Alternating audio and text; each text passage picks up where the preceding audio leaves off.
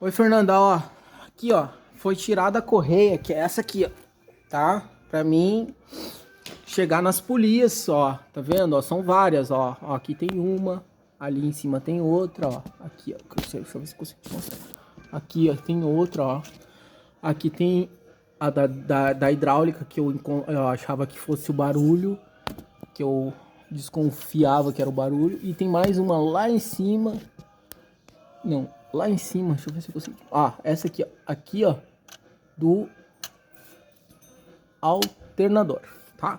Então, o que que a gente consegue constatar? Eu tirei elas pra fazer teste com a mão, tá? Olha só.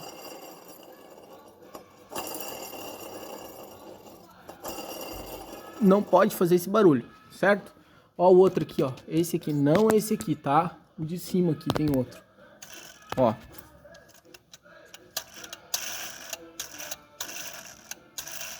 Tá? Esse aqui, ó, não faz nada, ó. Ó, de cima.